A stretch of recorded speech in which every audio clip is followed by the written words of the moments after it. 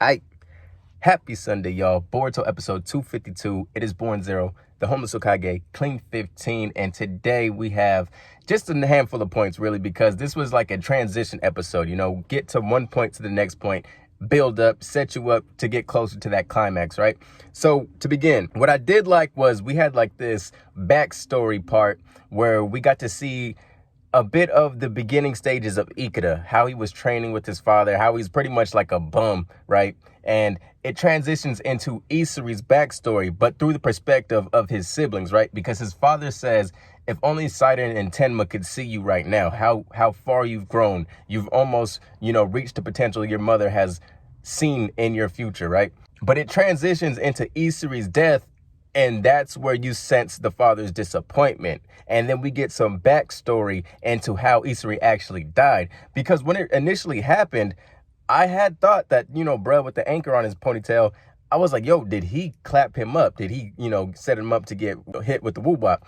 But it just happened to be the sword taking on some type of autonomous action and attacking Isori. And then we find out that, okay, it's been rigged by his father. But the big reveal came in this episode where we did, in fact, see some backstabbing going down, because that seemed like Isori's like right-hand man or something. If he had a best friend, I would guess it would be this guy right here, where he approaches Isori's father and then says, look, Isori's planning to have peace with the Hidden Mist village. We got to stop him and, this and that.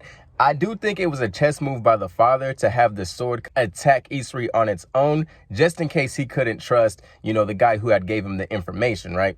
On some Jigen type shit, like on some Ayo Kashinkoji.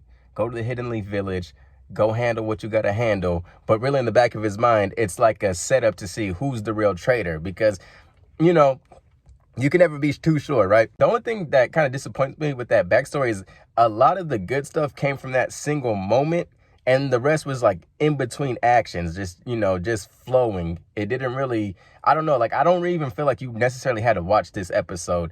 Like if you skip this week, it wouldn't really matter, right?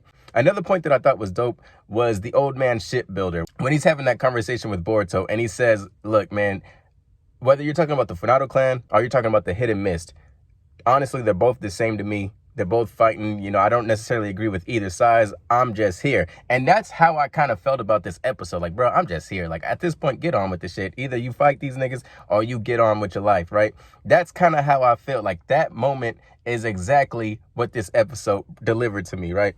And then my final point was the take on this war. So we have the Mizukage's second hand lady. I don't know her name, but she wears the mask. Pretty dope character design. But I'm glad she pointed out this to Boruto, because when they started, I don't even know. Like, I understand where we're trying to go with this. I understand, like, this is Naruto's son. But it just feels different coming from Boruto's mouth. Like, Boruto just standing in that ship, looking at the Mizukage in his eyes and saying, we got to stop this war. I was just like, bro, calm down, dog. Go home or something. Like if I was the Mizukage, I'd probably laugh in his face, not knowing that he has the karma, of course. That nigga might throw them hands on Momoshiki, come to life, put them work on me. But I'm so happy that they had like that right-hand lady to say something to Boruto, because that's kind of how I feel. I understand how the story should go, and I understand if anyone could stop this war, it is Boruto, but it just doesn't seem that realistic. And I know it's just an anime, bro. Like, it's not going to be realistic.